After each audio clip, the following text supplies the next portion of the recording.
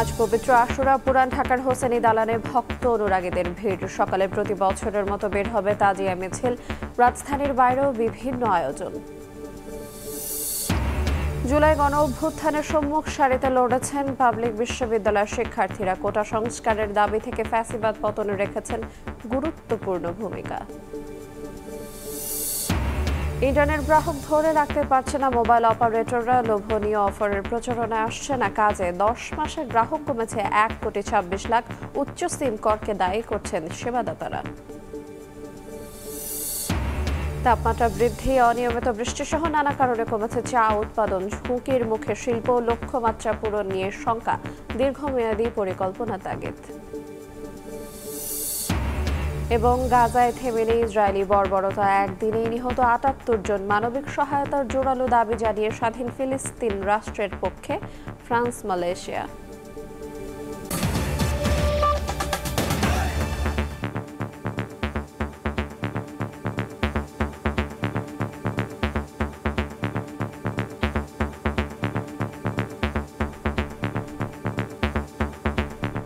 দেখছিলেন শিরোনাম। ভোরের সময়ের সঙ্গে আছি আইরিন আয়াত। মুহররমের 10 তারিখ, পবিত্র আশুরা। ইসলাম ধর্ম অনুসারে খুবই তাৎপর্যপূর্ণ দিবস এটি। আশুরার প্রথম প্রহরে রাজধানীর পুরান ঢাকার হোসেনি দালান থেকে তাজিয়া মিছিল বের করেন শিয়া সম্প্রদায়ের ভক্ত অনুসারীরা। সকাল 10টায় প্রতি বছরের মতো হবে সবচেয়ে বড় তাজিয়া মিছিল। পুরান ঢাকার হোসনি দালান থেকে পবিত্র আশুরার প্রথম প্রহরে তাজিয়া মিছিল বের করেন শিয়া সম্প্রদায়ের অনুসারীরা। হাই হোসেন মাতমে এগিয়ে চলে মিছিলটি। মিছিলের অগ্রভাগে কালো ব্যানার, পরে লাল সবুজের নিশান আর দুলদুল ঘোড়া। মিছিলটি হোসনি দালালের ইমামবাড়া থেকে বের হয়ে চাংখার পুল হয়ে পুরান ঢাকার বিভিন্ন সড়ক প্রদক্ষিণ করে এক স্থানে এসে শেষ হয়। আশুরার এই দিনে কারবালার যুদ্ধে মহানবী হজরত মুহাম্মদ সাল্লাল্লাহু আলাইহি সাল্লামের দৌহিত্র ইমাম হুসাইন শাহাদাত বরণ করেন। মূলত ওই দিনকে স্মরণ করে এই শোকের মিছিলের আয়োজন করা হয়। ইসলামের জন্য, উম্মতের জন্য, আমাদের দিনের জন্য ওনারা কি করে গেছে, এটাই আমাদের বলাচ্ছে। বাংলাদেশের প্রত্যেক ঘরে ঘরে আমরা জানাতে দিতে চাই এই একটা আমাদের ইমাম হাসান হোসেন শহীদ হয়েছে। এই খবরটা আমরা সবার কাছে পৌঁছে দেওয়ার জন্য আমরা এই অনেক অনুষ্ঠানটা পালন করতেছি। ইমাম হোসেনের স্মরণে শোক মিছিল হয়। শোক মিছিলের মাধ্যমে যে এখন মজলিস হচ্ছে, এই মজলিসের আনুষ্ঠানিকতা শেষ হওয়ার পর আমাদের আরেকটা জুলুস বের হবে।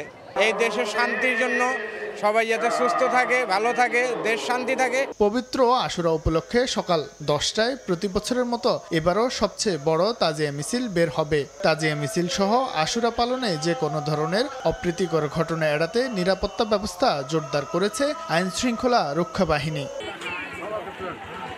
এদিকে পবিত্র আশুরা উপলক্ষে নীলফামারী জেলার সৈয়দপুরের ইমামবাড়াগুলো সাজানো হয় রঙিন সাজে। ইমামবাড়ায় রাতভর ভিড় করেন ভক্তরা। শাহিন আলম, সময় সংবাদ, ঢাকা। ঐতিহাসিকভাবে মুহররম মাসের 10 তারিখ বিভিন্ন তাৎপর্যপূর্ণ ঘটনার কারণে আশুরার গুরুত্ব অপরিসীম। এই দিনে ত্যাগ স্বীকার, অন্যায়ের কাছে মাথা নত না করা সহ কল্যাণকর শিক্ষা রয়েছে বলে জানিয়েছেন ইসলামী চিন্তাবিদরা। আশুরায় রোজা পালন ও নানা রকম নফল ইবাদত পালনের পরামর্শ দিয়েছেন তারা। তোহা খান তামিমের রিপোর্ট।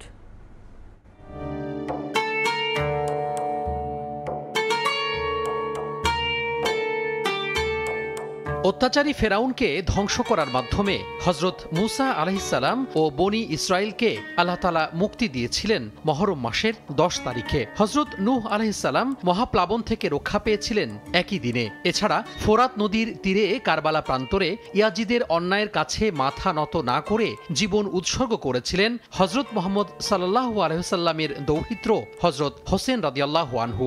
এভাবেই যুগে যুগে মুহররম মাসের 10 তারিখকে আল্লাহ তাআলা সম্মানিত করেছেন তার বান্দাদের জন্য।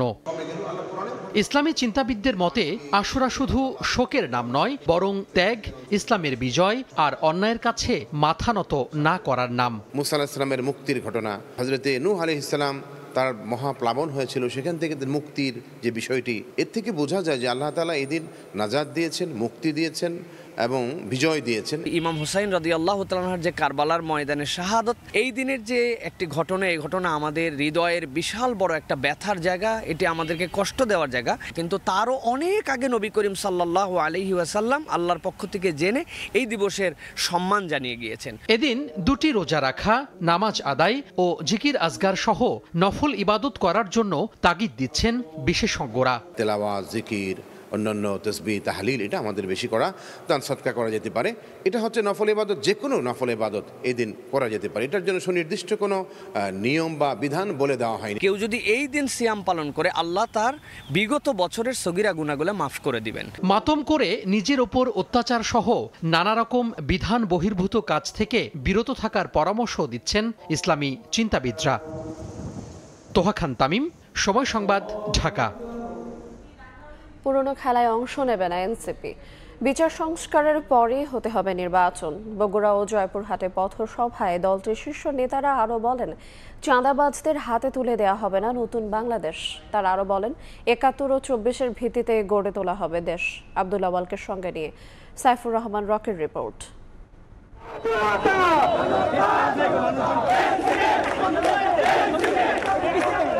দেশ গড়তে জুলাই পদযাত্রার পঞ্চম দিনে বগুড়া, জয়পুরহাট ও নওগাঁয় জাতীয় নাগরিক পার্টি রোদ বৃষ্টি উপেক্ষা করে তৃণমূলের সঙ্গে মেলবন্ধনে এগিয়ে চলেছেন দলটির শীর্ষ নেতারা। বগুড়া পলিটেকনিক ইনস্টিটিউটের সামনে থেকে পদযাত্রা শুরু হয়ে শহরের গুরুত্বপূর্ণ সড়ক প্রদক্ষিণ করে সাতমাথা মোড়ে শেষ হয়। পরে মুক্তমঞ্চে শুরু হয় সংক্ষিপ্ত সমাবেশ। এ সময় এনসিপির সদস্য সচিব আক্তার হোসেন বলেন, মৌলিক সংস্কারের ভিত্তিতেই জুলাই সনদ ঘোষণা করতে হবে। এই বাংলাদেশে মৌলিক সংস্কারের ভিত্তিতেই জুলাই সনদ হতে হবে। একই স্থানে দলটির আহ্বায়ক নাহিদ ইসলাম বলেন, নতুন বাংলাদেশ, নতুন সিস্টেম, নতুন আইনে চলবে। পুরনো খেলায় এনসিপি অংশ নেবে না। তিনি আরো বলেন, চাঁদাবাজ সন্ত্রাসের রাজনীতিতে জাতীয় নাগরিক পার্টি যাবে না। গণ অভ্যুত্থানের পরে আমরা বলেছি নতুন বাংলাদেশ লাগবে, নতুন সিস্টেম লাগবে, নতুন আইন কানুন লাগবে। আপনাদের পুরনো খেলায় আমরা অংশগ্রহণ করব না।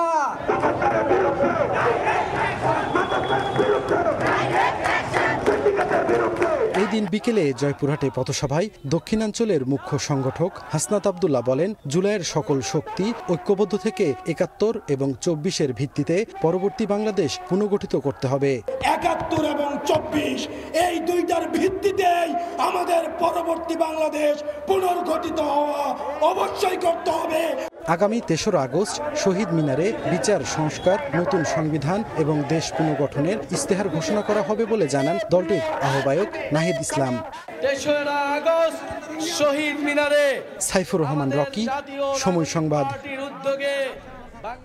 ময়লা আবর্জনা পরিষ্কার না করে ভোট হলে ইলেকশন জেনোসাইড হবে বলে সতর্ক করেছেন জামায়াতের আমির ডাক্তার শফিকুর রহমান। যেনতেন নির্বাচন মেনে নেওয়া হবে না হুঁশিয়ারি দিয়ে তিনি বলেন, আগামীতে কেউ ফ্যাসিস্ট হওয়ার চেষ্টা করলে কঠোর প্রতিরোধ গড়ে তোলা হবে। জাতীয় নির্বাচনকে সামনে রেখে তৃণমূলকে শক্তিশালী করতে পথে প্রান্তরে ছুটছেন জামায়াতে ইসলামীর নেতারা। শনিবার বিকেলে ফেনীতে সুধী সমাবেশে অংশ নিয়ে দলটির নায়েবে আমির ডাক্তার সৈয়দ আব্দুল্লাহ মোহাম্মদ তাহের বলেন, আগামীর নির্বাচন হবে মিথ্যার বিরুদ্ধে সত্যের লড়াই। আগামী নির্বাচন সকল মানুষের ঐক্যবদ্ধ একটি সংগ্রামের নির্বাচন, চ্যালেঞ্জের নির্বাচন, মিথ্যার বিরুদ্ধে সত্য, লুটপাটের বিরুদ্ধে দুর্নীতিমুক্ত বাংলাদেশ। প্রধান অতিথির বক্তব্যে জামায়াত আমির অভিযোগ করেন, বিচারের নামে প্রহসন করে দেশপ্রেমিক নাগরিকদের হত্যা করেছে বিগত সরকার। দুর্গন্ধযুক্ত অতীত পচা ময়লা আবর্জনা যদি পরিষ্কার না হয়, আবার যদি এই অবস্থায় একটা নির্বাচন হয়, it will be another genocide two election. এটা হবে নির্বাচনকে গণহত্যা করার শামিল। আমাদের সন্তানদের রক্তের সাথে আমরা বেইমানি করব না এবং কাউকে বেইমানি করতে দেওয়া হবে না। এর আগে কুমিল্লায় 4টি পথসভায় অংশ নেন ডাক্তার শফিকুর রহমান। বলেন, যেনতেন নির্বাচন মেনে নেওয়া হবে না। ময়লা আবর্জনা পরিষ্কার না করে ভোট হলে ইলেকশন জেনোসাইড হবে বলেও সতর্ক করেন তিনি। আগামীতে যে কোনো ফেস্টিভাল নতুন পুরাতন বুঝি না, এই ফেস্টিভালের বিরুদ্ধে আমাদেরকে কঠোর প্রতিরোধ গড়ে তুলতে হবে। আমরা যেন তেন কোনো নির্বাচন চাই না। বাংলাদেশের বিভিন্ন জায়গায় ইদানিং রাজনীতির নামে যে অপকর্ম আর উৎপাত আমরা লক্ষ্য করছি, আমরা সংশ্লিষ্ট দলগুলোকে বলবো সাবধান হোক, নিজেদেরকে সামলান, নইলে জনগণই আপনাদেরকে সামনে দিয়ে যাবে। এ সময় জুলাই শহীদদের রক্তের সঙ্গে বেইমানি করলে প্রতিহত করার ডাক দেন জামায়াত আমির। মনিরুজ্জামান প্রান্ত, সময় সংবাদ। সংস্কার ও বিচারের নামে বিনা ভোটে ক্ষমতায় থাকার খায়েশ দুঃস্বপ্নে পরিণত করার হুঁশিয়ারি দিয়েছেন বিএনপি নেতারা। শনিবার বিকেলে কেরানীগঞ্জে জনসভায় সালাউদ্দিন আহমদ বলেন, নির্বাচনের প্রার্থী হলে যাদের জামানত বাজেয়াপ্ত হবে তারাই সংখ্যানুপাতিক হারে নির্বাচন চায়। আর গয়েশ্বরচন্দ্র রায় বলেন, গণতন্ত্রের প্রয়োজনে ফের রাজপথে নামলে নির্বাচন পেছানোর সাহস কারণেই। রেজাউল হক রিপনের ছবিতে আহমেদ সালেহিনের রিপোর্ট।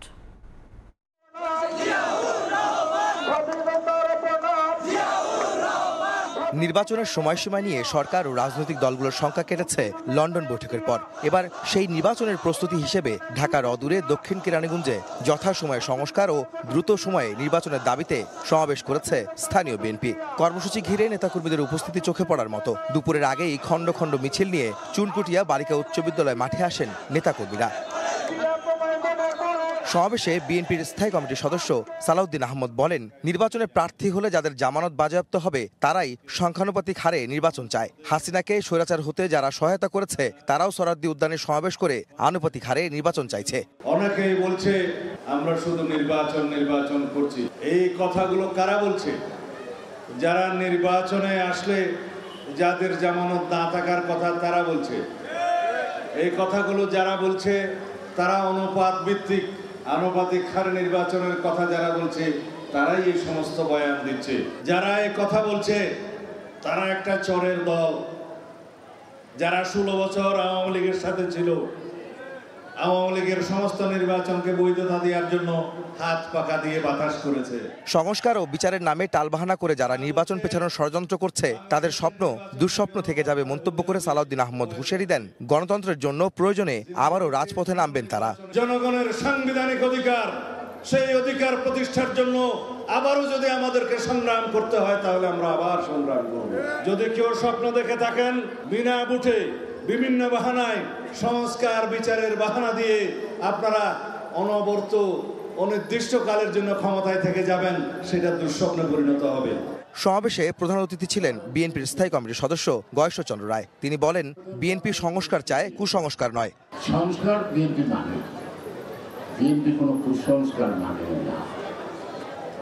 সুতরাং সংস্কারের নামে কোনো কুসংস্কারের মধ্য দিয়ে জনগণের অধিকার যদি ভুলণ্ঠিত হয়, জনগণ যদি প্রতারিত হয়, সেক্ষেত্রে বিএনপির কোনো নেতা কর্মী ঘরে বসে থাকবে না। নির্বাচন আটকানোর শক্তি কারো হাতে নাই যদি আমরা নামি।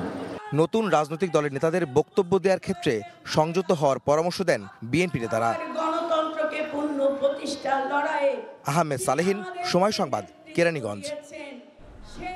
জুলাই গণ অভ্যুত্থানের 1 বছর পেরোলেও এখনও সুচিকিৎসা নিশ্চিত হয়নি বলে অভিযোগ আহতদের।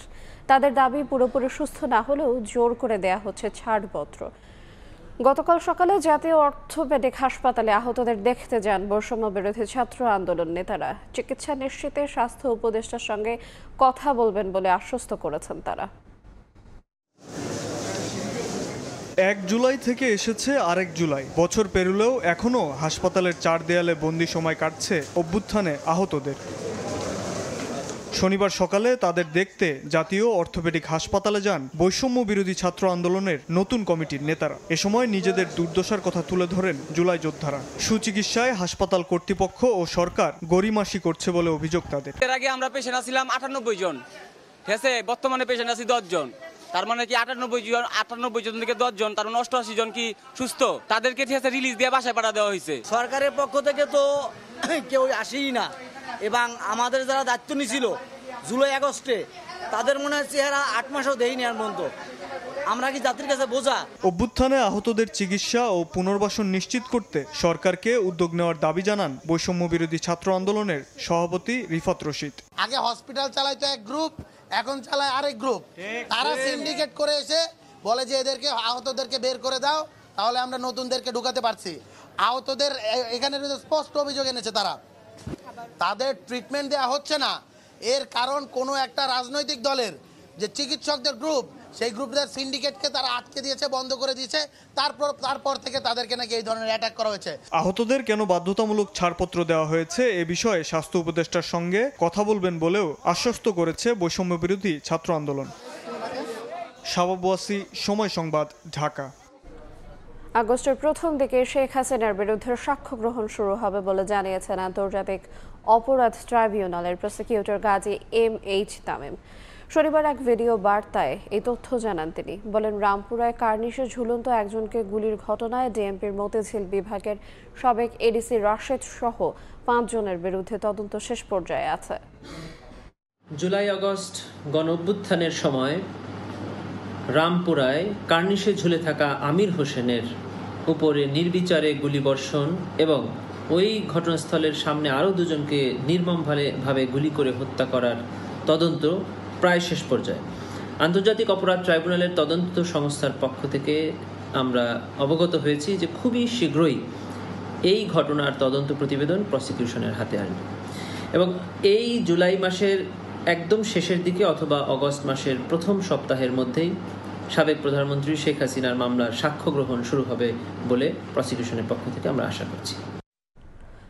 নির্বাচনে অংশ নিতে পারবেন না আন্তর্জাতিক অপরাধ ট্রাইব্যুনালের দণ্ডিতরা। এছাড়া দল হিসেবে মানবতা বিরোধী অপরাধে আওয়ামী লীগের বিচার করার সুযোগ রয়েছে। শনিবার সকালে রাজধানীর FDC-তে এক বিতর্ক প্রতিযোগিতায় এই কথা বলেন attorney general advocate Mohammad Asaduzzaman.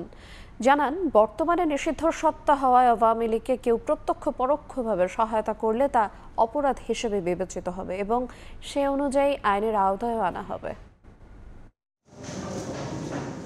July আগস্টের মানবতাবিরোধী অপরাধের অভিযোগে আওয়ামী লীগের শীর্ষ নেতাদের বিচার চলছে আন্তর্জাতিক অপরাধ ট্রাইব্যুনালে। আর বিচার কাজ সম্পন্ন না হওয়া পর্যন্ত নিষিদ্ধ করা হয়েছে দলটির কার্যক্রম। শনিবার সকালে FDC-তে ডিবেট ফর ডেমোক্রেসি আয়োজিত বিতর্ক প্রতিযোগিতায় প্রধান অতিথি হিসেবে অংশ নেন attorney general advocate Mohammad Asaduzzaman. প্রশ্নের জবাবে বলেন, নির্বাচনে অংশ নিতে পারবেন না আন্তর্জাতিক অপরাধ ট্রাইব্যুনালে দণ্ডিতরা। সুযোগ আছে সংগঠন হিসেবে ট্রাইব্যুনালে আওয়ামী লীগের বিচার করারও। ট্রাইব্যুনালে দণ্ডিতরা আগামী নির্বাচনে অংশগ্রহণ করতে পারবে কিনা? উত্তর, পারবে না। আন্তর্জাতিক অপরাধ ট্রাইব্যুনালের যে আইন, সেই আইনে একটি সংগঠনেরও বিচার করার সুযোগ আছে। সেই সংগঠনও বিচারের মুখোমুখি হলে আইন যা তার স্বাভাবিক গতিতে যে পরিণতি হবে, সেই পরিণতি তাকেও ভোগ করতে হবে। অ্যাটর্নি জেনারেল বলেন, কার্যক্রম নিষিদ্ধ থাকা আওয়ামী লীগকে সহায়তা করলে সেটিও বিবেচিত হবে অপরাধ হিসেবে। আওয়ামী লীগ একটি নিষিদ্ধ সত্তার নাম। এই নিষিদ্ধ সত্তার সাথে প্রত্যক্ষ বা পরোক্ষভাবে যদি কেউ ভূমিকা পালন করে, তাহলে আমি নিশ্চিতভাবে বলবো সেও অপরাধে সম্পৃক্ত হচ্ছে এবং সেই অপরাধের জন্য তাকে যথাযথভাবে আইনের আওতায় আনার যথেষ্ট সুযোগ আছে এবং আনা হবে। এছাড়া নতুন করে সংবিধান লেখার বিষয়েও নিজের মতামত তুলে ধরেন রাষ্ট্রের প্রধান আইন কর্মকর্তা। 72-এর সংবিধান এখনও আমি বিশ্বাস করি one of the best constitutions of the world. সেই জায়গায় আমরা মনে করি যেগুলো জনগণের বিরুদ্ধে দাঁড়িয়েছে, সেই সংশোধনী বাদ দিয়ে এই সংবিধানকে আরও যুগোপযোগী করার সম্ভব আছে। অ্যাটর্নি জেনারেল বলেন, বিভিন্ন বিষয়ে মতভিন্নতা থাকলেও আওয়ামী লীগ প্রশ্নে ঐক্যবদ্ধ অন্যান্য রাজনৈতিক দলগুলো। সেই জায়গায় কিন্তু কোনো ফাটল ধরেনি। ফারুক ভিয়া, রবিন, সময় সংবাদ, ঢাকা। বিগত 15 বছরে দেশে কি ধরনের সাংবাদিকতা হয়েছে তা জাতিসংঘের তত্ত্বাবধানে অন্তর্বর্তী সরকার তদন্ত করতে চায় বলে জানিয়েছেন প্রধান উপদেষ্টার প্রেস সচিব শফিকুল আলম। শনিবার সকালে রাজধানীর তেজগাঁওয়ে গণমাধ্যম কমিশনের সুপারিশ পর্যালোচনা অনুষ্ঠানের অংশ নিয়ে তিনি বলেন, গণমাধ্যমকে নিয়ন্ত্রণমুক্ত করছে অন্তর্বর্তী সরকার। আলোচনায় অংশ নিয়ে সিনিয়র সাংবাদিকরা তুলে ধরেন গণমাধ্যমের সমস্যা ও সংকটের কথা। এ সময় তারা সংস্কার কমিশনের সুপারিশ দ্রুত বাস্তবায়নের দাবি জানান। প্রধান উপদেষ্টার কাছে জমা দেওয়ার 4 মাস পর গণমাধ্যম সংস্কার কমিশনের সুপারিশ নিয়ে পর্যালোচনার আয়োজন করে ব্রডকাস্ট জার্নালিস্ট সেন্টার BJC। এ সময় বারবার ঘুরে ফিরে আসে মুক্ত সাংবাদিকতা উত্তরণের পথ। বক্তারা বলেন, বিগত আমলে দলীয় পরিচয়ে দেয়া হয়েছে গণমাধ্যমের লাইসেন্স। গণমাধ্যমকে অনেক সময় বাধ্য করা হয়েছে দলবাজি করতে। এজন্য লাইসেন্স ও ব্যবসা পলিসিতে পরিবর্তনের দাবি করেন তারা। গত শাসন আমলে এক শ্রেণীর সাংবাদিক, এক শ্রেণীর মালিক, সাংবাদিক ইউনিয়নের কিছু নেতা তাদের সরকারের কাছাকাছি যাওয়ার প্রতিযোগিতা, সাংবাদিকতাকে ব্যবহার করে নিজেদের দলীয় স্বার্থ উদ্ধারের চেষ্টা, এই সমস্ত কারণে আমাদের সাংবাদিকতার যে অবক্ষয় হয়েছে, যে পতন হয়েছে। একটি টেলিভিশনের লাইসেন্স নিতে হলে যিনি বিনিয়োগকারী তার নামেই লাইসেন্সটি হয়। যারা ওখানে চাকরি করতে যান শুধু চাকরিই করেন। এটিকে একটি মূল পার্থক্য, সেই পার্থক্যটা যদি দূর না হয় তাহলে আমরা টেলিভিশনগুলো কিন্তু মুক্ত হতে পারবো না। প্রধান উপদেষ্টার প্রেস সচিব শফিকুল আলম বলেন, সরকার স্বাধীন সাংবাদিকতার মৌলিক সংস্কার সম্পন্ন করেছে। গত 15 বছরে কি ধরনের সাংবাদিকতা হয়েছে তা জাতিসংঘের তত্ত্বাবধানে তদন্ত করতে চায় অন্তর্বর্তী সরকার। আগে যেটা ছিল যে আপনি সিক্রেট এজেন্সি দিয়ে একটা ভয়ের সংস্কৃতি করে আপনাকে মুখটারে বন্ধ করা। আমাদের তরফ থেকে বারবার বলা হয়েছে কোনো ধরনের কোনো ইন্টেলিজেন্স এজেন্সি যেন কোনো টিভি মিডিয়াকে বা নিউজ পেপারকে, কাউকে বা কোনো সাংবাদিককে একটা যেন ফোন না করে। এ সময় সাংবাদিকতার শুরুর বেতন ন্যূনতম 30,000 টাকা হওয়া দরকার বলেও মন্তব্য করেন শফিকুল আলম। যে নিচে আছেন তার তো একটা বেসিক ফ্লোর ওয়েজ থাকতে হবে। নাজমুস সালেহী, সময় সংবাদ, ঢাকা। প্রথমে লোভনীয় অফারের প্রচারণা চালিয়েও ইন্টারনেট গ্রাহক ধরে রাখতে পারছে না মোবাইল অপারেটররা। বিটিআরসির তথ্য বলছে, গেল জুন থেকে চলতি বছরের এপ্রিল পর্যন্ত মোবাইল ইন্টারনেট গ্রাহক কমেছে 1,26 লাখ, যার ধাক্কায় কমেছে অপারেটরদের আয়ও। নেতিবাচক প্রবৃদ্ধির জন্য উচ্চ সিম কর এবং মূল্যস্ফীতিকে দায়ী করছেন সেবাদাতারা। যদিও একই সময়ে ব্রডব্যান্ড গ্রাহক বেড়েছে প্রায় 8 লাখ। শুভ খানের রিপোর্ট। 1 মাস মেয়াদে 100 জিবি ডাটা নিয়ে সাজানো হয়েছে সুপার ইন্টারনেট প্যাক। নেটের 1 নম্বর অফারে 988 টাকায় মিলছে 3 মাস মেয়াদি ডাটা। এত সব অফারের প্রচারণা চালিয়েও গ্রাহক টানতে পারছে না মোবাইল অপারেটররা। বিটিআরসির তথ্য বলছে, 2024 সালের জুনে দেশে মোবাইল ইন্টারনেট গ্রাহক ছিল 12,91 লাখ। সবশেষ এপ্রিল পর্যন্ত যা নেমে এসেছে 11,65 লাখে, অর্থাৎ গ্রাহক কমেছে 1,26 লাখ। আগে যেরকম ভাবে ইন্টারনেট কিনে স্বাচ্ছন্দ্য বোধ করতাম, এখন সেরকম পাচ্ছি না। মান্থলি ইউজ করতাম 10 জিবি 15 জিবি কিনতাম, এখন কেনাই হয় না, মানে 2-1 জিবি। বাসা ওয়াইফাই আছে আর ডাটা কমে কিনা হয়, বাইরে গেলে অল্প কিনা হয় আর কি। গ্রাহক হারানোর প্রভাব পড়েছে অপারেটরদের আয়ে। চলতি বছরের প্রথম 3 মাসে 3,835 কোটি টাকা আয় করেছে গ্রামীণফোন, যা গত বছরের একই সময়ের তুলনায় 2.5% কম। এই সময়ে রবির আয় কমেছে ভয়েসে 0.7% এবং ডাটায় 11.4%। তবে এ বিষয়ে কোনো তথ্য দেয়নি বাংলালিংক। আমরা যে ভর্তুকিটা আগে দিতাম, আমরা সেই ভর্তুকি আমরা এখন দিতে পারছি না সিম ট্যাক্স বেড়ে যাওয়ার কারণে। সিম ট্যাক্স বা এই জাতীয় ইম্প্যাক্ট যে নেগেটিভ ব্যারিয়ারগুলো আছে সেটাকে যদি আরেকটু পজিটিভলি দেখা যায়, definitely that will also be helping the situation. Mobile অপারেটররা ধাক্কা খেলেও ব্রডব্যান্ড ইন্টারনেট গ্রাহক বেড়েছে প্রায় 8 লাখ। ব্রডব্যান্ড ব্যবহার করছেন 1,43 লাখ গ্রাহক। টেলিকম অপারেটরদের কোয়ালিটি অফ সার্ভিস দিন দিন কিন্তু অনেকটা দেখবেন যে বিভিন্ন কনজেশন হচ্ছে কিংবা কোয়ালিটি অফ সার্ভিসটা ইনশিওর হচ্ছে না, সেই জন্য সবাই আবার ফিক্সড ব্রডব্যান্ডের দিকে ফিরে আসছে। বর্তমানে মোবাইল ও ব্রডব্যান্ড মিলে দেশে ইন্টারনেট ব্যবহার করছেন 13 কোটির বেশি গ্রাহক। শুভ খান, সময় সংবাদ। লাইন অব দ্য ইয়ার 2024 এর আন্তর্জাতিক সেবায় দুবাইয়ের এমিরেটস এয়ারলাইন্স ও অভ্যন্তরীণভাবে সেরা হয়েছে ইউএস বাংলা এয়ারলাইন্স। শনিবার রাজধানীর সোনারগাঁও হোটেলে ShareTrip monitor airline of the year 2024 এর গালা অ্যাওয়ার্ড নাইট অনুষ্ঠানে ঘোষণা দেওয়া হয়। অনুষ্ঠানে 23টি ক্যাটাগরিতে এয়ারলাইনগুলোকে গোল্ড, সিলভার ও ব্রোঞ্জ ট্রফি দেওয়া হয়েছে। এবছর সেরা কার্গো এয়ারলাইন্স হিসেবে সৌদি এয়ারলাইন্স ও সেরা আঞ্চলিক এয়ারলাইন্স হিসেবে গোল্ড অ্যাওয়ার্ড পেয়েছে থাই এয়ারলাইন্স। বিভিন্ন পেশা গ্রুপের প্রতিনিধিদের সমন্বয়ে গঠিত একটি জুরি বোর্ড ব্যবহারকারীদের মতামত জরিপ, বিশ্লেষণ এবং বিজয়ী নির্বাচন করে।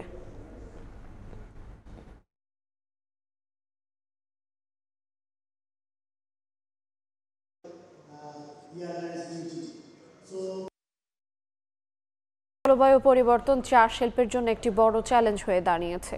উষ্ণতা বৃদ্ধি, অনিয়মিত বৃষ্টিপাত, খরা, রোগ বালাইয়ের কারণে চা শিল্প ক্রমেই ঝুঁকির মুখে পড়ছে। গেল মৌসুমে দেশে 4 লক্ষ মাত্রার চেয়ে 1.5 কোটি কেজি কম উৎপাদন হয়েছে। দীর্ঘমেয়াদী পরিকল্পনা ও অভিযোজনমূলক কৌশল গ্রহণ না করলে এই শিল্পের ভবিষ্যৎ অনিশ্চিত হয়ে পড়বে বলে মনে করছেন সংশ্লিষ্টরা। দিগেন সিংহের ছবিতে ইকরামুল কবিরের রিপোর্ট। খরায় পড়ছে চা বাগান। অনাবৃষ্টিতে চা বাগানের গাঢ় সবুজের গালিচা ধূসর বর্ণ ধারণ করেছে। পাতায় পাতায় দেখা দিয়েছে বিভিন্ন রোগ। ভরা বর্ষায় দেখা নেই বৃষ্টির। গেল বছর তুলনায় চলতি বছরের প্রথম 6 মাসে বৃষ্টিপাত কম হয়েছে। জুন মাসে আমাদের স্বাভাবিক বৃষ্টিপাতের পরিমাণ হতে হবে সিলেট বিভাগের জন্য 619 মিলিমিটার, কিন্তু আমরা রেকর্ড করেছি 316 মিলিমিটার। জলবায়ু পরিবর্তনের ফলে গড় তাপমাত্রা বেড়েছে এবং মৌসুমি বৃষ্টিপাতের ধরন পাল্টেছে। এর ফলে চা গাছের বৃদ্ধি ব্যাহত হচ্ছে এবং কুড়ি ও পাতার উৎপাদন কমে যাচ্ছে। উষ্ণ ও আর্দ্র পরিবেশ বিভিন্ন ছত্রাকজনিত রোগ এবং পোকামাকড়ের উপযোগী হয়ে উঠছে চা পাতা। চা বোর্ডের তথ্য মতে কিছু এলাকার উৎপাদন 15 থেকে 20% পর্যন্ত কমে গেছে। ভরা মৌসুমে এই লাক্ষাতুরা চা বাগানের পাতাগুলো ধূসর হয়ে গিয়েছে। জলবায়ু পরিবর্তনের সাথে চা বাগানগুলোকে টিকে থাকতে হলে সম্পূর্ণ প্রকৃতির উপর নির্ভরতা কমাতে হবে, এমনটাই বলছেন বিশেষজ্ঞরা। নিজস্ব টেকনোলজি ডেভেলপের মাধ্যমে এই সেচ ব্যবস্থাটাকে বাড়াইতে হবে। এই জন্য টি বোর্ড এবং টি রিসার্চ ইনস্টিটিউট তাদেরকে আগে এগিয়ে আসতে হবে। এমন পরিস্থিতিতে সরকারের সহযোগিতা চেয়েছেন চা বাগানের মালিকেরা। উৎপাদন যদি বৃদ্ধি করতে হয় ইরিগেশন সেটের ব্যবস্থা করে দিতে হবে সরকারের তরফ থেকে, যেটা আমাদের আর্থিক অবস্থার কারণে অনেক বাগান কিনতে পারতেছে না। চা বোর্ডের তথ্য মতে 2024 সালে দেশের 169টি চা বাগানের উৎপাদন লক্ষ্যমাত্রা ছিল 1,80,00,000 কেজি। তার বিপরীতে চা উৎপাদন হয়েছে 9,30,00,000 কেজি। চলতি মৌসুমে উৎপাদনের লক্ষ্যমাত্রা নির্ধারণ করা হয়েছে 10,30,00,000 কেজি। এপ্রিল পর্যন্ত চা পাতা উৎপাদন হয়েছে 3,95,00,000 কেজি। ইকরামুল কবির, সময় সংবাদ, সিলেট। ঔষধি ও পুষ্টিগুণ সমৃদ্ধ বিদেশি ফল রামবুটানের বাণিজ্যিক চাষ হচ্ছে ময়মনসিংহের ভালুকায়। গাছ প্রতি ফল ধরছে 80 থেকে 120 কেজি। চলতি মৌসুমে 1.5 কোটি টাকা আয়ের আশা বাগান মালিকদের। অপ্রচলিত এই ফল চাষ পদ্ধতি জানতে দূর দূরান্ত থেকে মানুষ আসছেন ভালুকায়। আগ্রহী কৃষক ও উদ্যোক্তাদের পাশে থাকার কথা জানিয়েছেন কৃষি বিভাগ।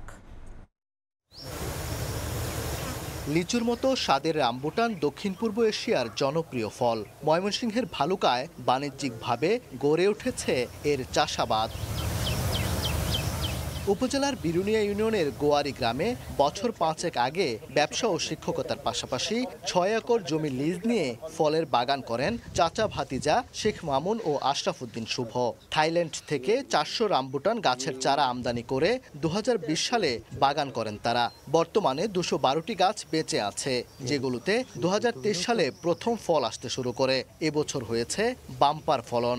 প্রতিটা গাছে আমাদের এখানে ফল হয় 100 কেজি, 120 কেজি, 80 কেজি, 90 কেজি। বর্তমানে গাছ যত বড় হবে আস্তে আস্তে আরও ফল বেশি হবে। বাংলাদেশের মানুষকে ইন্ট্রোডিউস করছি এই ফলটা এবং এটার বাজার মূল্য খুবই ভালো। আমরা ঢাকা শহরের অনেক ভেন্ডার্স আমাদের কাছ থেকে সেই ফল নিয়ে যায় পাইকারি দরে। কাঁচা অবস্থায় ফলটি সবুজ বর্ণের হলেও পাকার পর টকটকে লাল রং ধারণ করে। সুস্বাদের পাশাপাশি রয়েছে ওষুধি পুষ্টিগুণও। বাগান ও চাষ পদ্ধতি জানতে দূর দূরান্ত থেকে অনেকেই আসছেন গ্রামটিতে। বাগানটাতে আসার উদ্দেশ্য হলো যে আমি একটা বাগান করব মাওনাতে। তো আমি আমার জমি অলরেডি রেডি করে ফেলছি, 12 বিঘা জমি। বাগানে যে এত সুন্দর ফল হবে এটা আমি দেশের মাটিতে আশা করি না। আমি আশা করতেছি ওনাদের কাছ থেকে চারা নিয়ে আমি আমার 6 বিঘা জমি চারা রোপণ করব। ভালুকার লাল মাটিতে ভালো ফলন দিচ্ছে রামবুটান। উদ্যোক্তারা জানালেন ভার্মি কম্পোস্ট ব্যবহারে ফলন বেড়েছে দ্বিগুণ। কৃষি বিভাগ বলছে এমন উদ্যোগে আগ্রহীদের পাশে থাকবে তারা। ফলটি আসলে খুবই সুস্বাদু, ভিটামিন সি সমৃদ্ধ এবং এই ফলে প্রচুর অ্যান্টিঅক্সিডেন্ট আছে। রামবুটান আসলে যেহেতু একটা বিদেশি ফল, আমরা কেউই পরিচিত না আমাদের দেশের মানুষেরা। আমাদের কৃষি সম্প্রসারণ অধিদপ্তরের আমার কাছে মনে হয় প্রথম কাজ হচ্ছে এটাকে মানুষের কাছে পরিচয় করিয়ে দেয়া। জুন, জুলাই ও নভেম্বর, ডিসেম্বর এই 2 মৌসুমে বাজারজাত হয় রামবুটান। এবার এ বাগান থেকে 10 মেট্রিক টনের বেশি ফল তোলার আশা উদ্যোক্তাদের, যার বাজার মূল্য 50 লাখ টাকারও বেশি। বিদেশি ফল রামবুটান দেশে নতুন সম্ভাবনার বার্তা দিচ্ছে। কৃষক থেকে উদ্যোক্তা সবাই দেখছেন কৃষির নতুন দিগন্ত। ওবায়দুল হক, সময় সংবাদ, ময়মনসিংহ। সময় গেল অর্থ বছরে লক্ষ্যমাত্রার চেয়ে 316 কোটি 51 লাখ টাকা বেশি রাজস্ব আদায় করেছে যশোরের বেনাপোল কাস্টমস। এমন রেকর্ড গড়ার পেছনে কর্তৃপক্ষের জবাবদিহিতা, বাণিজ্যের স্বচ্ছতা ও যোগাযোগ ব্যবস্থার উন্নয়নকে সামনে আনছেন ব্যবসায়ীরা। তবে পণ্য খালাস জটিলতা কাটাতে পারলে রাজস্ব আদায় আরও বাড়বে বলে মনে করেন তারা। বেনাপোল প্রতিনিধি আজিজুল হকের তথ্য ও শাওন হোসেনের ছবিতে রিপোর্ট। ভারত বাংলাদেশ স্থল বাণিজ্যের প্রায় 80% হয় বেনাপোল বন্দর দিয়ে। এই বন্দর দিয়েই বছরে প্রায় 40,000 কোটি টাকার পণ্য আমদানি ও 8,000 কোটি টাকার পণ্য রফতানি হয়। দ্বিপাক্ষিক এই বাণিজ্যিক কার্যক্রম থেকে বিপুল রাজস্ব পায় সরকার। গেল 2024-25 অর্থ বছরে বেনাপোল কাস্টমস থেকে 6,705 কোটি টাকা রাজস্ব আদায়ের লক্ষ্যমাত্রা নির্ধারণ করে দেয় এনবিআর। অথচ বছর শেষে আদায় হয়েছে 7,021 কোটি 51 লাখ টাকা, যা লক্ষ্যমাত্রার চেয়ে 317 কোটি টাকা বেশি। ওজন স্কেলে প্রকৃত যে ওজন সেটি দেওয়ার ফলে স্বচ্ছতা, জবাবদিহিতা আগের চেয়ে অনেক বৃদ্ধি পেয়েছে। বেনাপোল বন্দর দিয়ে যে পণ্য আমদানি হচ্ছে সেটা পরিবহনের ক্ষেত্রে পদ্মা সেতুর সুফল আমরা ইতিমধ্যে পাচ্ছি। বন্দর কর্তৃপক্ষের তথ্য, গেল অর্থ বছরে বেনাপোল বন্দর দিয়ে ভারত থেকে আমদানি হয়েছে 14,98,002 মেট্রিক টন পণ্য। কাস্টমস থেকে দ্রুত পণ্য খালাসে এখনও যেমন রয়ে গেছে নানান জটিলতা, তেমনই প্রায়ই শুল্ক ফাঁকি দেওয়ার ঘটনা ঘটছে বলেও অভিযোগ ব্যবসায়ীদের। স্বচ্ছতা যদি আরো স্বচ্ছ হয় তাহলে আরো রাজস্ব আয় বাড়বে। পণ্য যদি আরো দ্রুত ছাড় করানো যায় এবং এক্সামিনের ব্যবস্থা যদি দ্রুত করা যায় তাহলে আমদানি আরো বাড়বে। 2023-24 অর্থ বছরে 5,948 কোটি টাকা লক্ষ্যমাত্রার বিপরীতে 6,167 কোটি 38 লাখ টাকার রাজস্ব আদায় করেছিল বেনাপোল কাস্টমস হাউস। সময় সংবাদ, বেনাপোল। 4 বছর ধরে নির্মাণ করা হয়েছে জামালপুর অর্থনৈতিক অঞ্চল, অথচ 22টি প্রতিষ্ঠানের মধ্যে এখন পর্যন্ত কারখানা নির্মাণ করেছে মাত্র 1টি প্রতিষ্ঠান। এলাকাবাসী বলছে শিল্পাঞ্চল ঘিরে কর্মসংস্থান বাড়ায় যে স্বপ্ন তারা দেখেছিলেন তা পূরণ হচ্ছে না। শিগগিরই সব প্রতিষ্ঠান নির্মাণ করার দাবি তাদের, আর বিনিয়োগকারীদের কাজ শুরুর তাগাদা দিচ্ছে কর্তৃপক্ষ। জাহাঙ্গীর আলমের পাঠানো তথ্য, আবুল কালাম আজাদের ছবি নিয়ে রিপোর্ট।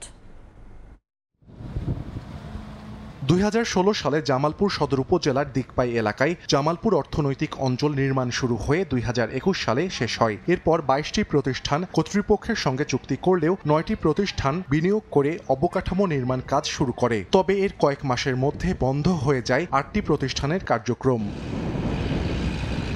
বর্তমানে একটি প্রতিষ্ঠানের অবকাঠামো নির্মাণ শেষ হয়েছে। এলাকাবাসী বলছে শিল্পাঞ্চল ঘিরে কর্মসংস্থান বাড়ার যে স্বপ্ন তারা দেখেছিলেন তা পূরণ হচ্ছে না। জমি চাইছে, আমরা জমি দিছি, কিন্তু 8-9 বছর হয়ে গেল, এখন পর্যন্ত জমির যে কোনো অগ্রগতি, কোনো শিল্প কারখানা হচ্ছে না। ভাবছিলাম যে আমরা এখানে কর্ম করব, আমরা কর্ম করে খাবো, কিন্তু এটা হইতাছে না। এটা আগে যেরকম ছিল ওরকমই পরে হয়েছে। আমাদের ইপিজেড হলে আমরা তাহলে আমাদের আর বাইরের দিকে ছুটতে হবে না, ঢাকার দিকে ছুটতে হবে না। এখন থেকে না আমাদের ভাই বোনেরা মনে হয় ঢাকা দিকে ছুটতেছে। দ্রুত কাজ করতো তাহলে আমরা চাকরি বাকরির উন্নয়নমূলক কাজে ধারাবাহিকতা করতে পারতাম। দ্রুত এই ইকোনমিক জোনের কাজকর্মগুলো তাড়াতাড়ি করে বেকারটা এটা যেন দূরীকরণ হয়। এদিকে বিদ্যুৎ, পানি ও গ্যাস সরবরাহ সহ শিল্পাঞ্চলের সার্বিক পরিবেশ দেখে সন্তুষ্ট বিনিয়োগকারীরা। ফ্যাসিলিটি যেটা আছে ফ্যান্টাস্টিক। এখানে অ্যাক্সেস রুট থেকে শুরু করে ল্যান্ড ডেভেলপমেন্ট বলেন, ইলেকট্রিসিটি,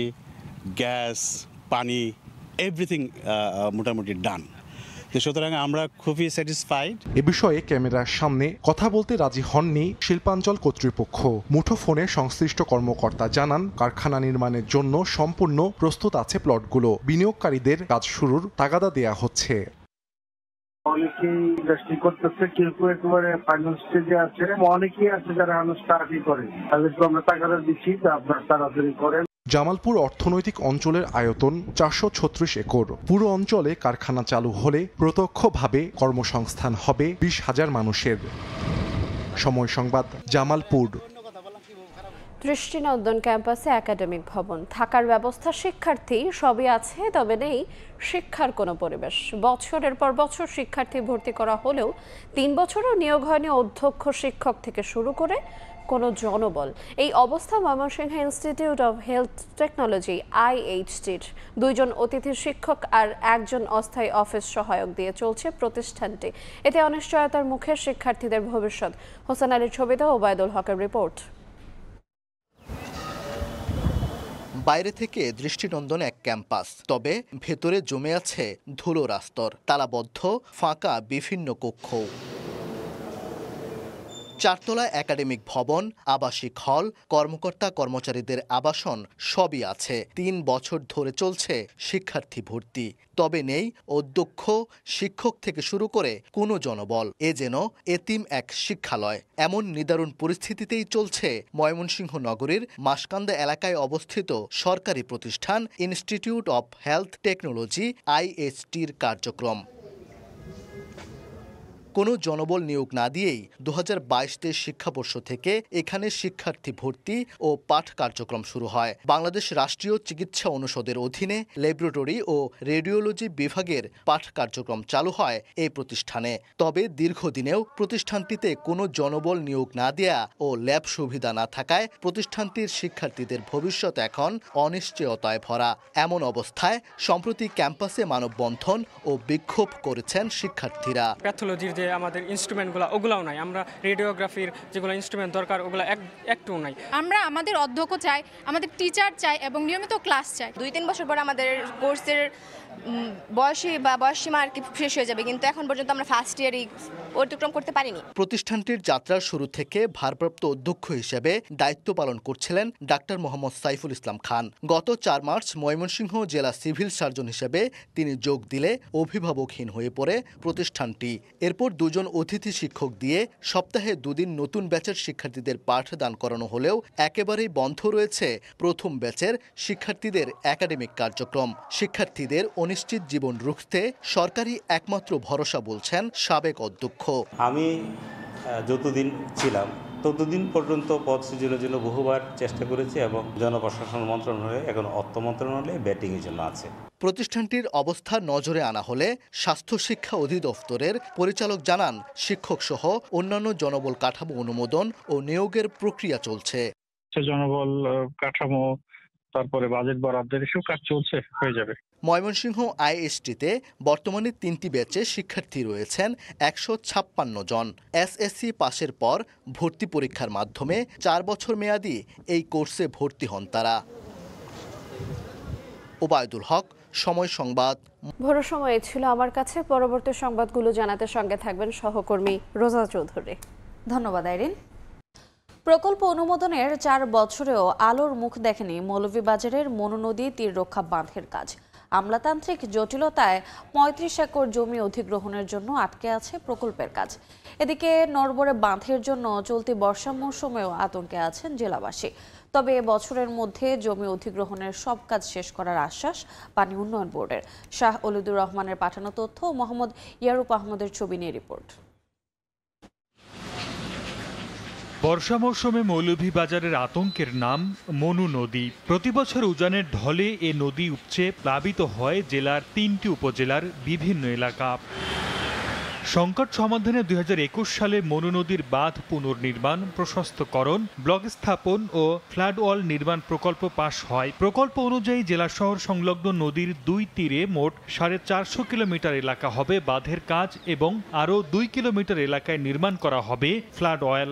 এজন্য 2022 সালে ঠিকাদার নিয়োগের পর 35 একর জমি অধিগ্রহণের জন্য জেলা প্রশাসককে জানায় পানি উন্নয়ন বোর্ড। তবে যথাসময়ে হয়নি ভূমি অধিগ্রহণ। ভূমি মন্ত্রণালয় 2024 সালের 22 অক্টোবর জমি অধিগ্রহণের অনুমোদন দিলেও জমি মালিকদের নোটিশ দেওয়া হয়েছে গত মাসে। পানি খান জিলইয়া গাঙ্গো সাইরো কিনারে দি বাঙ্গা, আমরা যে অসহায়ের মাঝে আছি। বান্দর খাম তো হইতো না হইলে আমরা তাকমুকি লাগান এলাকান খালি উনি আরাম, কিন্তু এই বান্দর খাম হইব শুধু খাম তো আর হয় না। ঠিকাদারি প্রতিষ্ঠান বলছে সবকিছু ঠিক থাকলেও আমলাতান্ত্রিক জটিলতায় কাজ করতে পারছেন না তারা। প্রায় ৮০% কাজ হয়ে গেছে, এখন এখানে আমরা বসে আছি, কাজকর্ম করতে পারতেছি না, কর্তৃপক্ষ বুঝিয়ে দিচ্ছে না। তবে এ বছরের মধ্যে জমি অধিগ্রহণের সব কাজ শেষ করার আশ্বাস পানি উন্নয়ন বোর্ডের। কি ধরনের ক্ষয়ক্ষতি পাবে সে ক্ষয়ক্ষতি নির্ধারণ চলমান রয়েছে, এটা আশা করতেছি শীঘ্রই আমরা এই বছরের মধ্যে শেষ করতে পারবো। পানি উন্নয়ন বোর্ডের তথ্য মতে মনু নদীর তীর রক্ষা প্রকল্পের ব্যয় ধরা হয়েছে ৯৯৬ কোটি টাকা। সময় সংবাদ, মৌলভীবাজার। সুনামগঞ্জে সরকারি প্রকল্পের বালু অন্যত্র বিক্রির অভিযোগ উঠেছে। লালপুর এলাকায় সারের গুদাম নির্মাণের জন্য মাটি ভরাটের কাজ এক প্রতিষ্ঠান পেলেও নদীতে বালু তুলছে অন্য প্রতিষ্ঠান। এলাকাবাসীর অভিযোগ, ড্রেজারের শব্দে রাতে ঘুম হচ্ছে না তাদের। ভাঙন শুরু হয়েছে নদীর তীরে, কেউ প্রতিবাদ করলে দেয়া হচ্ছে হুমকি। তবে তদন্ত করে ব্যবস্থা নেওয়ার আশ্বাস স্থানীয় প্রশাসনের। হিমাদ্রি শেখর ভদ্রে পাঠানো তথ্য ও এবাদুল হক রুজালের ছবি নিয়ে রিপোর্ট। দিনে রাতে সমানে চলছে সুরমা নদী থেকে ড্রেজার দিয়ে বালু উত্তোলন। সরকারি নির্দেশনা অনুযায়ী রাতে ড্রেজার চালানোর অনুমতি না থাকলেও তা মানা হচ্ছে না। সুনামগঞ্জের সদর উপজেলার লালপুর এলাকায় সারের গুদাম নির্মাণের জন্য নিচু ভূমি ভরাট শুরু হয় গত জুন মাসে। এজন্য সুরমা নদী থেকে ৭ লাখ ঘনফুট বালু তোলার কাজ পায় dockyard and engineering works limited নামে একটি ঠিকাদারি প্রতিষ্ঠান। তবে তারা কাজটির দায়িত্ব দেয় স্থানীয় মেসার্স মোসা এন্টারপ্রাইজ নামে আরেক প্রতিষ্ঠানকে। অভিযোগ উঠেছে ড্রেজার মালিক দিনরাতে বালু তুলে সরকারি কাজের নামে অন্যত্র বিক্রি করছেন। এলাকাবাসীর অভিযোগ, ড্রেজারের শব্দে রাতে ঘুম হচ্ছে না তাদের। ভাঙন শুরু হয়েছে নদীর তীরে, এর প্রতিবাদ করলে দেয়া হচ্ছে হুমকি। যে ডাম্পে যেগুলো বিক্রি করা হয় ওদেরকে সকালে লোড হয়ে দেয় আর সন্ধ্যার সময় ওদেরকে লোড হয়ে দেয়, ওরা ডাম্পে বিক্রি করে। হুমকি দেন যে ওটা নিয়ে তোমরা মাথা কামাইতে হবে না, ওটা আমাদের কাজ, এটা আমরা কি করব না করব এটা আমার ব্যাপার। মানি যায় না, বাচ্চা কাচ্চা লেখাপড়া করতে পারে না, এটা খুব জ্বালা যন্ত্রণা করে। তারা নানান ধরনের নানান নেতা হবে তার হুমকি দেখায় যে তোরা গ্রাম ছাড়া হইবে, শব্দ লাগিয়া পড়াশোনা জানার জমিন ভাঙ্গা, রাস্তা ভাঙ্গা, এই পর্যন্ত আমরা ভাঙছে, এখন বাড়ির কিনারও আইসে ভাঙ্গা। বাধা দিলে গেলে পুলিশ দৌড় মারে পরে। এখন আমরা ওইটার নিষ্পত্তি চাই, নিষ্পত্তি কোনো হইতো আমরা কার কাছে যাইতাম। এ নিয়ে প্রশ্ন করলে ড্রেজার চালক দিনের কথা অস্বীকার করেন, রাতে তার নানা অজুহাত। আর প্রকল্পের ভরাট কাজের অগ্রগতি ড্রেজার মালিকের ওপর নির্ভর করছে বলে জানান ঠিকাদারি প্রতিষ্ঠানের প্রতিনিধি। না না না, এরকম কোনো ডকুমেন্ট ওরা দিতে পারবো না যে আমরা কোথাও বেশি, আমরা বেচবো কম নয়, আমরা তো বেচার অধিকার নাই, কোনো কিছু করেন না। যেহেতু আমরা বেতনদারি, আমরা 12 ঘন্টা ডিউটি করি, কোম্পানি মাল নেয়, সারের কথা যাই পর্যন্ত আমরা জানি। বালি পড়ার উপর ডিপেন্ড করবে। ওনারা আমাদেরকে 2 মাস সময় দিয়েছেন এটাকে মাটি ভরাট করার জন্য। এখন আমরা যাদেরকে কোম্পানি বা সরকার যাদেরকে কাজ দিয়েছে, এখন তারা যেভাবে মাটি দিচ্ছে এটার উপর নির্ভর করবে কতদিন লাগবে। এর প্রতিকার চেয়ে বিভিন্ন দফতরে লিখিত অভিযোগ করেছেন এলাকাবাসী। তবে তদন্ত করে ব্যবস্থা নেওয়ার আশ্বাস নতুন নিয়োগ পাওয়া উপজেলা নির্বাহী কর্মকর্তার। রাতের ড্রেজার চলার আসলে কোনো নিয়ম নাই, কিন্তু যদি কোনো অভিযোগ পাওয়া যায় যে রাতে ড্রেজার চলছে যেটা সময়ের বাইরে, তাদের বিরুদ্ধে অবশ্যই আইনত ব্যবস্থা গ্রহণ করা হবে এবং সেটা বন্ধের সুনির্দিষ্ট পদক্ষেপ গ্রহণ করা হবে। সুরমা নদী থেকে 2 মাসের জন্য বালু উত্তোলনের অনুমতি পেয়েছে ঠিকাদারি প্রতিষ্ঠানটি। সময় সংবাদ, সুনামগঞ্জ। দেশীয় মাছের সবচেয়ে বেশি যোগান হয় হবিগঞ্জের শায়েস্তানগর মাছ বাজারে। বিভিন্ন হাওর থেকে দেশীয় মাছ সংগ্রহ করে জেলেরা নিয়ে আসেন এখানে। মাছ বাজারের বিস্তারিত জানাতে এই মুহূর্তে সেখানে আছেন সহকর্মী রাশেদ আহমদ খান। সরাসরি যুক্ত হচ্ছে তার সাথে।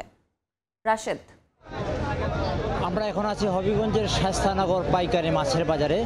এখানে হবিগঞ্জের যে বিভিন্ন হাওর, বিল সহ যে বিভিন্ন নদী নালা আছে, নদী নালা থেকে সারা রাত মাছ সংগ্রহ করে এখানে ঘুরে নিয়ে আসেন বিভিন্ন মাছ এখানে এই বাজারে যে জেলেরা। বিশেষ করে হবিগঞ্জের যে হাওর অঞ্চল আছে, আজমিরিগঞ্জ, বানিয়াচক সহ যে নবীগঞ্জ সহ যে হাওর এলাকা রয়েছে, এই হাওর এলাকার মাছগুলো এই বাজারে শায়েস্তানগর বাজারে নিয়ে আসেন এবং এই বাজারে সবচেয়ে বেশি এখানে দেশীয় মাছ এবং পাইকারি মাছ সেখানে পাওয়া যায়। আমরা কথা বলেছিলাম মাছ ব্যবসায়ীদের সাথে, তারা জানিয়েছেন যে হবিগঞ্জের যে শাস্তানগর মাছ বাজার, এই বাজারে তুলনামূলকভাবে অন্যান্য বাজারের চেয়ে কম দামে এখানে মাছ পাওয়া যায় এবং এখান থেকে মাছ নিয়ে পাইকাররা দেশের বিভিন্ন স্থানে এমনকি ঢাকা, সিলেট সহ বিভিন্ন জায়গায় তারা মাছ বিক্রি করেন।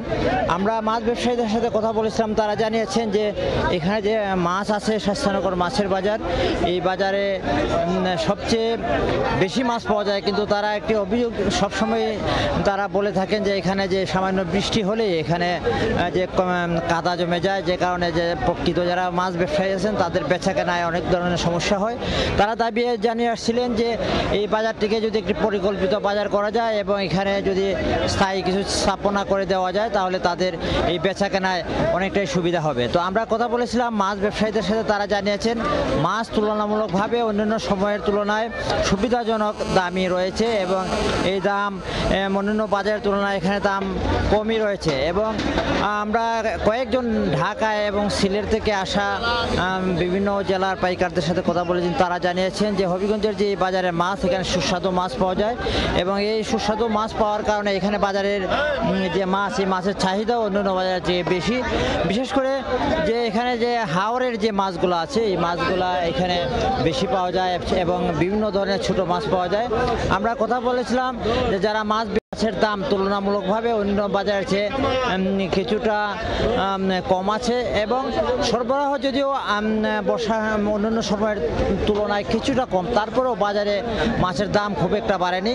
তারা জানিয়েছেন যে এখানে যে বোয়াল মাছ এখানে বিক্রি হচ্ছে 700 থেকে 800 টাকা কেজি। এখানে দেশীয় যে বাইম মাছ আছে, বাইম মাছ বিক্রি হচ্ছে 1000 টাকা কেজি। এছাড়াও যে এখানে যে বিভিন্ন ট্যাংরা মাছ রয়েছে, ট্যাংরা মাছ 7 থেকে 800 টাকা কেজি, শোল মাছ 700 টাকা কেজি। এছাড়া যে বিভিন্ন এখানে বাজারের যে বিভিন্ন মাছ রয়েছে, মাছের যে ক্রেতারা রয়েছেন, বিশেষ করে পাইকারি ক্রেতাদের সাথে খুচরা ক্রেতারাও এখানে আসেন এবং এখানে মাছ নিয়ে তারা স্বাচ্ছন্দ্য বোধ করেন। তো এই ছিল আজকে শাস্তানগর মাছ বাজার থেকে আমার কাছে সর্বশেষ। এবারে দেশের বাইরের খবর। যুদ্ধবিরতির আলোচনার মধ্যেও গাজায় থেমে নেই ইসরায়েলি বর্বরতা। একদিনেই প্রাণ হারিয়েছেন অন্তত ৭৮ জন। গাজায় যুদ্ধবিরতি ও মানবিক সহায়তার দাবিতে জোরালো আহ্বান জানিয়েছে ফ্রান্স ও মালয়েশিয়া। এদিকে যুদ্ধবিরতির দাবি জানিয়ে সরকার বিরুদ্ধে বিক্ষোভ করছেন ক্ষুব্ধ ইসরায়েলিরা। স্থানীয় সময় শনিবার অবরুদ্ধ গাজা উপত্যকার খান ইউনিস, নুসেইরাত সহ বিভিন্ন স্থানে হামলা চালায় ইসরায়েলি সেনারা। এতে হতাহত হন বেশ কয়েকজন। এক বিবৃতিতে বিষয়টি নিশ্চিত করে গাজার স্বাস্থ্য মন্ত্রণালয়। একই দিন গাজা হিউম্যানিটেরিয়ান ফাউন্ডেশন থেকে ত্রাণ সহায়তা নিতে গিয়েও প্রাণ হারান অনেকে। আহত হন 2 মার্কিন ত্রাণকর্মীও। এ ঘটনায় হামাসকে দায়ী করে ইসরায়েলের নগ্ন সমর্থন দেয়া যুক্তরাষ্ট্র। জাতিসংঘের বিশ্ব খাদ্য কর্মসূচি সংস্থা জানিয়েছে তারা গাজা উপত্যকায় খাদ্য সরবরাহ শুরু করেছে, তবে তা চাহিদার তুলনায় পর্যাপ্ত নয়। এ অবস্থায় উত্তর, দক্ষিণ ও কেন্দ্রীয় সীমান্ত পয়েন্ট দিয়ে প্রতিদিন অন্তত 100টি ত্রাণবাহী ট্রাক প্রবেশ করতে দিতে ইসরায়েলি কর্তৃপক্ষের প্রতি আহ্বান জানিয়েছে সংস্থাটি। তারা আরও জানায় 21 মে থেকে সীমান্ত খুলে দেওয়ার পর সীমিত পরিসরে ত্রাণ পাঠানো সম্ভব হয়েছে, তবুও এখন পর্যন্ত সরবরাহকৃত খাদ্য 20 লাখের বেশি মানুষের বেঁচে থাকার জন্য প্রয়োজনীয় পরিমাণের একটি ক্ষুদ্র অংশ মাত্র। গাজায় যুদ্ধবিরতি ও বন্দিমুক্তি চুক্তি নিয়ে আলোচনার জন্য একটি প্রতিনিধি দল কাতারে পাঠানোর সিদ্ধান্ত নিয়েছে ইসরায়েল। শীর্ষ এক ইসরায়েলি কর্মকর্তার বরাতে এ তথ্য জানিয়েছে ইসরায়েলের চ্যানেল 12। এদিকে অবিলম্বে গাজায় যুদ্ধবিরতি এবং মানবিক সহায়তার অবাধ প্রবেশাধিকার নিশ্চিত করার জোরালো দাবি জানিয়েছেন ফরাসি প্রেসিডেন্ট ইমানুয়েল ম্যাক্রো এবং মালয়েশিয়ার প্রধানমন্ত্রী আনোয়ার ইব্রাহিম। প্যারিসে এক যৌথ সংবাদ সম্মেলনে ফিলিস্তিনিদের জন্য একটি স্বাধীন রাষ্ট্র গঠনের পক্ষে মত দেন তারা। একই দিন নিজ দেশে আবারও তোপের মুখে পড়েন ইসরায়েলি প্রধানমন্ত্রী বিনিয়ামিন নেতানিয়াহু। সরকার বিরোধী বিক্ষোভে জনসমুদ্রে পরিণত হয় তেল আবিবের রাজপথ। স্লোগানে যুদ্ধবিরতির পাশাপাশি জিম্মি স্বজনদের ফিরিয়ে আনার জোর দাবি জানান তারা। নেতানিয়াহুর বিরুদ্ধে প্ল্যাকার্ড বহন করেন অনেকে। মৌসুমী সাথী। এক যুগেরও বেশি সময়ের গৃহযুদ্ধের পর অবশেষে সিরিয়ার সঙ্গে কূটনৈতিক সম্পর্ক পুনরায় স্থাপন করছে যুক্তরাজ্য। ব্রিটেনের পররাষ্ট্রমন্ত্রী ডেভিড ল্যামি সিরিয়ার রাজধানী দামেস্ক সফরের পর এই ঘোষণা দেওয়া হয়েছে। এতে সম্পর্ক পুনঃস্থাপনের পাশাপাশি সিরিয়াকে 12 কোটি 90 লাখ মার্কিন ডলার সহায়তার প্রতিশ্রুতিও দিয়েছে যুক্তরাজ্য। স্থানীয় সময় শনিবার সিরিয়ায় ঐতিহাসিক এক সফরে যান ব্রিটেনের পররাষ্ট্রমন্ত্রী ডেভিড ল্যামি। এ সময় দেশটির পররাষ্ট্রমন্ত্রী আসাদ হাসান আল শিবানি এবং অন্তর্বর্তীকালীন প্রেসিডেন্ট আহমেদ আল শারার সঙ্গে বৈঠক করেন তিনি। বৈঠকে সিরিয়ার সঙ্গে কূটনৈতিক সম্পর্ক পুনর্স্থাপন করার ঘোষণা দেন ল্যামি। এক বিবৃতিতে তিনি বলেন, সিরিয়ার জনগণের জন্য নতুন আশার আলো দেখা যাচ্ছে। স্থিতিশীল, নিরাপদ এবং সমৃদ্ধ ভবিষ্যৎ গড়ে তোলার জন্য সিরিয়ার নতুন সরকারকে তাদের প্রতিশ্রুতি পূরণের সহায়তা করা যুক্তরাজ্যের স্বার্থের অন্তর্ভুক্ত। আমি চাই এই নতুন সরকার যেন তাদের অন্তর্ভুক্তিমূলক শাসন চালিয়ে যায়, তাদের শাসন ব্যবস্থায় স্বচ্ছতা ও জবাবদিহিতা নিশ্চিত করে। এমনকি সামনের দিনগুলোতে শান্তিপূর্ণ রূপান্তরের পথে সিরিয়াকে সমর্থন দিতে যুক্তরাজ্য প্রস্তুত। এছাড়া দ্বিপাক্ষিক সম্পর্ক আরও দৃঢ় করতে চায় ব্রিটেন। বৈঠকে সিরিয়ার জন্য 12 কোটি 90 লাখ ডলারের আর্থিক সহায়তার ঘোষণাও দিয়েছেন ল্যামি। এছাড়া তিনি একমাত্র ব্রিটিশ প্রধানমন্ত্রী যিনি গত 14 বছরের মধ্যে প্রথমবারের মতো সিরিয়া সফর করেন। ল্যামির দেয়া বিবৃতিতে তিনি আরও বলেন, সহায়তা প্যাকেজটি জরুরি মানবিক সাহায্যের পাশাপাশি দীর্ঘমেয়াদী পুনর্গঠনে ব্যবহার করা হবে। বিশেষ করে শিক্ষা খাতে উন্নয়নের ওপর গুরুত্ব দেওয়া হবে। চলতি বছর এপ্রিলে সিরিয়ার বিরুদ্ধে আরোপিত নিষেধাজ্ঞা শিথিলের ঘোষণা দেয় ব্রিটেন। এই ঘোষণার পর বিনিয়োগ উৎসাহিত করার জন্য সিরিয়ার কেন্দ্রীয় ব্যাংক ও বিভিন্ন তেল কোম্পানি সহ 23টি সংস্থার সম্পদ অবমুক্ত করা হয়। তবে সিরিয়ার প্রেসিডেন্ট বাশার আল আসাদ সরকারের সদস্যদের ওপর আরোপিত নিষেধাজ্ঞা বহাল রাখা হয়েছে। মৌসুমী সাথী, সময় সংবাদ। মার্কিন স্বাধীনতা দিবসে প্রেসিডেন্ট ট্রাম্পের স্বাক্ষরের মধ্য দিয়ে আইনে পরিণত হয়েছে বিতর্কিত বিগ বিউটিফুল বিল। হোয়াইট হাউসের দাবি, এই বিলের মধ্য দিয়ে মার্কিন অর্থনীতি আবারও শক্তিশালী হয়ে উঠবে। তবে বাস্তবতা বলছে ভিন্ন কথা। কর ছাড়ের সুবিধা পাচ্ছেন উচ্চ আয়ের নাগরিকরাই। স্বল্প আয়ের পরিবারগুলোর লাভের চেয়ে ক্ষতি বেশি হবে বলে ধারণা বিশ্লেষকদের। জনগণের জন্য আর্থিক স্বস্তি এনে দেওয়ার প্রতিশ্রুতি দিয়ে নিজেদের বিগ বিউটিফুল বিলকে আইনে পরিণত করেছেন মার্কিন প্রেসিডেন্ট ডোনাল্ড ট্রাম্প। তবে মুখে সাধারণ জনগণকে স্বস্তি এনে দেওয়ার কথা বললেও বাস্তবতা বলছে ভিন্ন কথা। বিশ্লেষকদের দাবি, ট্রাম্পের এই কর ছাড় ও ব্যয় কমানোর বিলের মূল সুবিধাভোগী হতে যাচ্ছেন বিলিয়নিয়াররা। পরিসংখ্যান বলছে, যেসব পরিবারের বার্ষিক আয় $460,000 বেশি তারাই পাবেন 1/3 কর ছাড়ের সুবিধা। $217,000 বেশি আয় করা পরিবারগুলো পাবেন মোট কর ছাড়ের 57%। পারিবারিক ভাতা বা চাইল্ড ট্যাক্স ক্রেডিট নিয়ে গুরুত্বপূর্ণ পরিবর্তন এসেছে। বর্তমানে যা $2,000 তা এই বিলে বাড়িয়ে $2,200 করা হয়েছে। যদিও হাউজের আগের সংস্করণে এই হার ছিল $2,500। এই ধারা স্থায়ীভাবে কার্যকর হলে শিশু লালন পালনের খরচ কিছুটা হ্রাস পাবে। পাশাপাশি বিলটি পরিষেবা খাতের কর্মীদের জন্য বকশিশ করমুক্ত করার প্রস্তাব করেছে। অর্থাৎ ওয়েটার বা অন্যান্য পরিষেবা দাতারা বকশিশ বাবদ পাওয়া অর্থের ওপর আর কর দিতে হবে না। অন্যদিকে আইনটির জন্য সবচেয়ে বেশি ক্ষতিগ্রস্ত হবেন স্বল্প আয়ের পরিবারগুলো। খাদ্য সহায়তা কর্মসূচি স্ন্যাপে বরাদ্দ কমবে $68 বিলিয়ন, আর স্বাস্থ্যসেবা কর্মসূচি মেডিকেইডের কাটছাট হবে $930 বিলিয়ন, যার ফলে স্বাস্থ্য সেবায় ঝুঁকির মুখে পড়বে অন্তত 71 মিলিয়ন মার্কিন নাগরিক।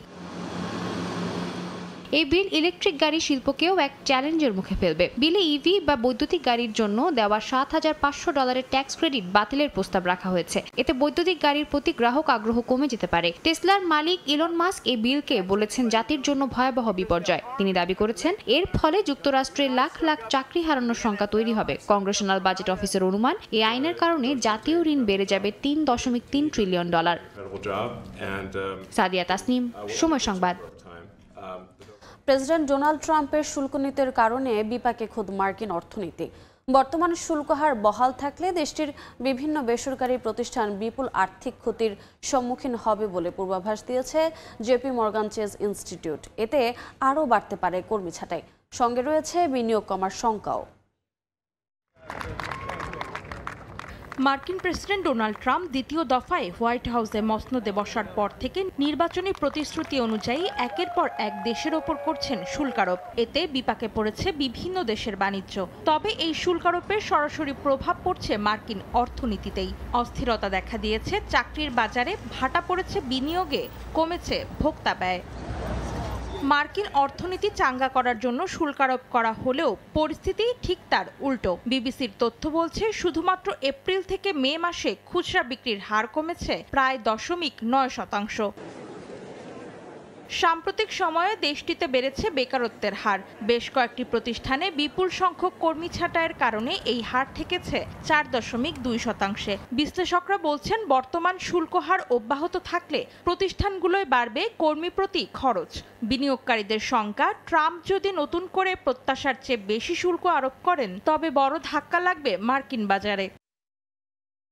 এদিকে 1 থেকে 100 কোটি ডলারের বার্ষিক আয় রয়েছে এমন প্রতিষ্ঠানের তথ্য বিশ্লেষণ করে জেপি মর্গান চেজ ইনস্টিটিউট পূর্বাভাস দিয়েছে ট্রাম্পের শুল্ক নীতির কারণে মাঝারি আকারের মার্কিন কোম্পানিগুলো 8,230 কোটি ডলারের ক্ষতির সম্মুখীন হতে পারে। বিশ্লেষণ অনুযায়ী কোম্পানিগুলো বিশেষ করে চীন, ভারত ও থাইল্যান্ড থেকে আমদানির ওপর ব্যাপকভাবে নির্ভরশীল। তাই ট্রাম্পের শুল্ক নীতি পরিকল্পনায় খুচরা ও পাইকারি খাত সবচেয়ে বেশি ক্ষতির মুখে পড়বে বলে আশঙ্কা জেপি মর্গানের।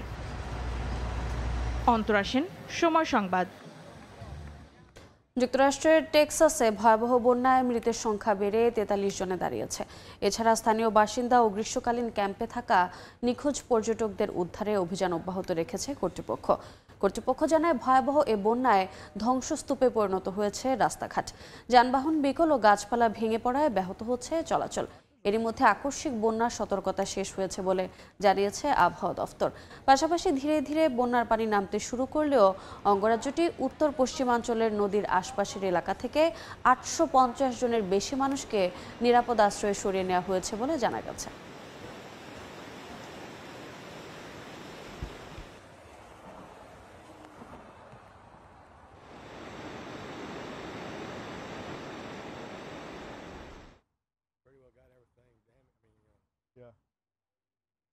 পাকিস্তানের করাচিতে বহুতল ভবন ধসের ঘটনায় মৃতের সংখ্যা বেড়ে 12 জনে দাঁড়িয়েছে। কর্তৃপক্ষ জানায় মাটির নিচে চাপা পড়া বাসিন্দাদের খুঁজতে এখন অব্যাহত রয়েছে উদ্ধার কার্যক্রম। বেশ কিছুদিন আগে ভবনটিকে ঝুঁকিপূর্ণ ঘোষণা করে কর্তৃপক্ষ। সম্প্রতি বৃষ্টিপাতের কারণে আরও দুর্বল হয়ে পড়ে এর কাঠামো। তবুও সেখানে বসবাস করছিল কয়েকটি পরিবার। এরপর গত শুক্রবার ভয়াবহ এ দুর্ঘটনা ঘটে। এ বিষয়ে গভীর দুঃখ ও শোক প্রকাশ করেছেন সিন্ধু প্রদেশের মুখ্যমন্ত্রী মুরাদ আলী শাহরিয়ার। একই সঙ্গে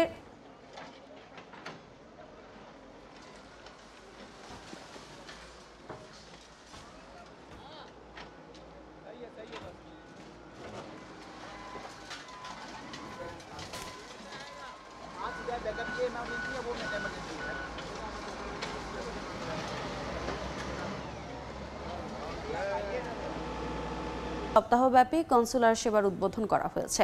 স্থানীয় সময় শুক্রবার বাংলাদেশ হাইকমিশন প্রিটোরিয়ার উদ্যোগে অনুষ্ঠানটির উদ্বোধন করেন দেশটিতে নিযুক্ত বাংলাদেশের রাষ্ট্রদূত জনাব শাহ আহমেদ শফি। উদ্বোধন অনুষ্ঠানে আগত প্রবাসীদের কনসুলার সেবার বিভিন্ন দিক নিয়ে কথা বলেন তিনি। পরে কমিউনিটির পক্ষ থেকে বক্তব্য রাখেন আরও অনেকে। এ সময় দূতাবাসের অন্যান্য কর্মকর্তাবৃন্দ সহ কমিউনিটি নেতৃবৃন্দ উপস্থিত ছিলেন।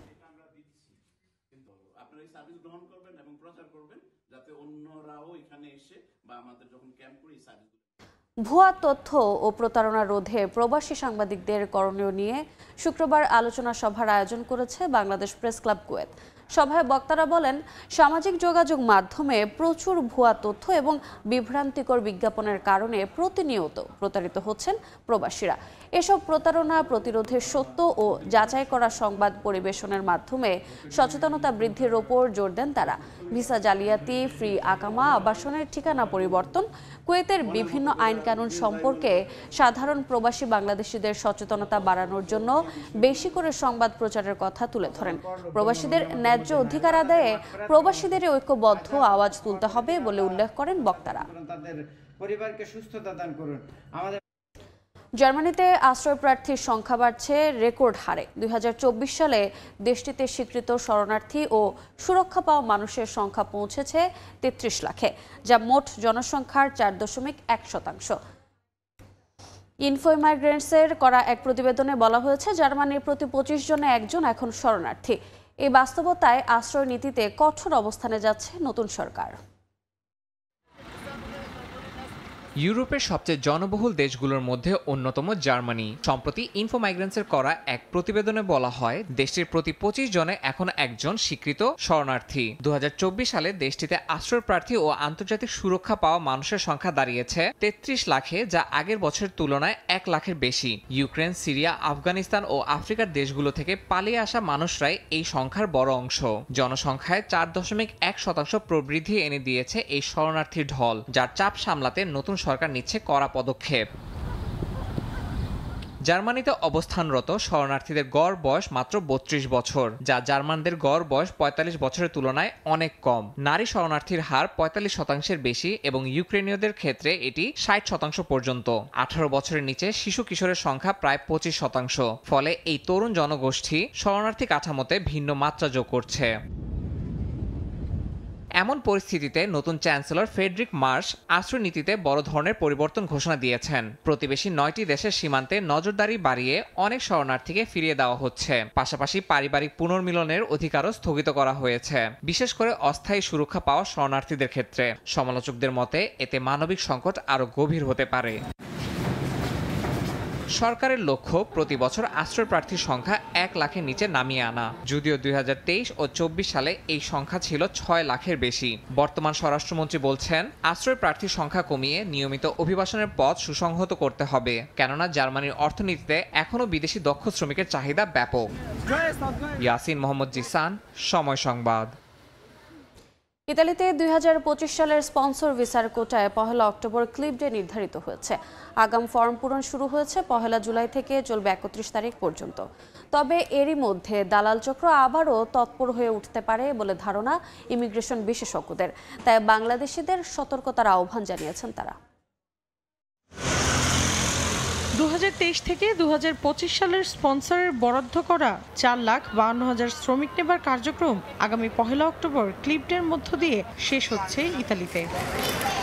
কর্তৃপক্ষ জানায় জুলাই মাস জুড়ে দেশটির স্বরাষ্ট্র মন্ত্রণালয়ের নির্ধারিত ওয়েবসাইটে সকাল 8টা থেকে রাত 8টার মধ্যে আগাম আবেদনপত্রগুলো পূরণ করে জমা রাখা যাবে। তবে এরই মধ্যে দালাল চক্র আবারও তৎপর হয়ে উঠতে পারে বলে আশঙ্কা ইমিগ্রেশন বিশেষজ্ঞদের। তাই বাংলাদেশিদের সতর্ক থাকার আহ্বান জানিয়েছেন তারা।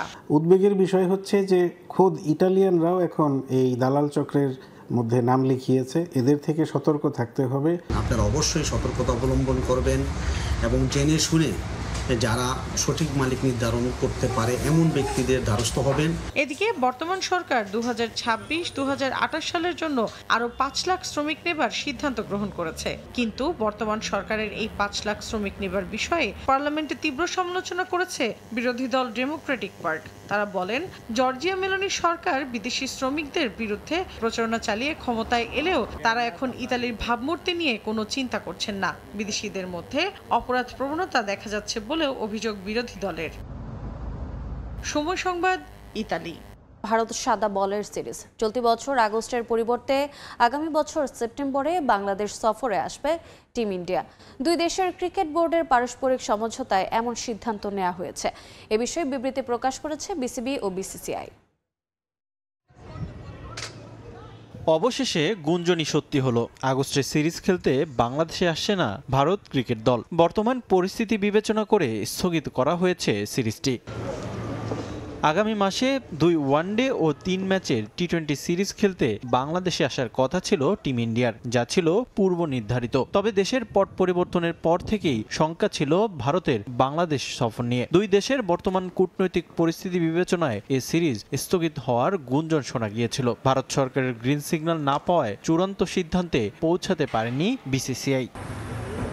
এবার দুই বোর্ডের সমঝোতায় পরিবর্তন করা হয়েছে সিরিজের সময়সূচি। চলতি বছর আগস্টের পরিবর্তে আগামী বছর সেপ্টেম্বরে সাদা বলে সিরিজ খেলতে বাংলাদেশে আসবে টিম ইন্ডিয়া। এক বিবৃতি দিয়ে বিষয়টি নিশ্চিত করেছে বিসিসিআই। এদিকে বিসিবি জানিয়েছে আন্তর্জাতিক ক্রিকেট সূচি পর্যালোচনা করে দুই দেশের ক্রিকেট বোর্ড আগামী বছরের সেপ্টেম্বরে সিরিজ আয়োজনের সিদ্ধান্ত নিয়েছে। তবে কি কারণে সিরিজের সূচি পরিবর্তন করা হয়েছে তা স্পষ্ট করেনি কেউ। সিরিজের সময় পরিবর্তন হলেও অপরিবর্তিত থাকছে ম্যাচের সংখ্যা। 2 ওয়ানডের পাশাপাশি 3টি টি-20 ম্যাচ খেলবে দুই দল।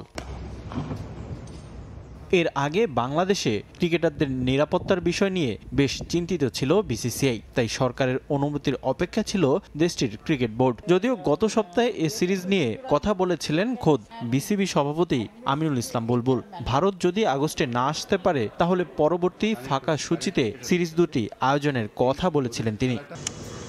সবশেষ 2022 সালে বাংলাদেশ সফরে এসেছিল টিম ইন্ডিয়া। 2 টেস্ট ও 3 ম্যাচের ওয়ানডে সিরিজ খেলেছিল টাইগাররা। লাল বলের সিরিজে 2-0 ব্যবধানে হারলেও ওয়ানডেতে 2-1 ব্যবধানে সিরিজ জিতেছিল বাংলাদেশ। রিফাতুল ইসলাম মিরন, সময় সংবাদ। এ পর্যায়ে শীর্ষ সংবাদগুলো জানিয়ে দিচ্ছি আরেকবার। আজ পবিত্র আশুরা, পুরান ঢাকার হোসেনী দালানে ভক্ত অনুরাগীদের ভিড়। সকালে প্রতি বছরের মতো বের হবে তাজিয়া মিছিল, রাজধানীর বাইরেও বিভিন্ন আয়োজন। জুলাই গণ অভ্যুত্থানের সম্মুখ সারিতে লড়েছেন পাবলিক বিশ্ববিদ্যালয়ের শিক্ষার্থীরা। কোটা সংস্কারের দাবি থেকে ফ্যাসিবাদ পতনে রেখেছেন গুরুত্বপূর্ণ ভূমিকা। ইন্টারনেট গ্রাহক ধরে রাখতে পারছে না মোবাইল অপারেটররা। লোভনীয় অফারের প্রচারণা আসছে না কাজে। 10 মাসে গ্রাহক কমেছে 1,26,00,000। উচ্চ সিম করকে দায়ী করছেন সেবাদাতারা। তাপমাত্রা বৃদ্ধি, অনিয়মিত বৃষ্টি সহ নানা কারণে কমেছে চা উৎপাদন। ঝুঁকির মুখে শিল্প, লক্ষ্যমাত্রা পূরণের শঙ্কা, দীর্ঘমেয়াদী পরিকল্পনার তাগিদ। এবং গাজায় থেমে নেই ইসরায়েলি বর্বরতা, একদিনেই নিহত 78 জন। মানবিক সহায়তার জোরালো দাবি জানিয়ে স্বাধীন ফিলিস্তিন রাষ্ট্রের পক্ষে ফ্রান্স, মালয়েশিয়া।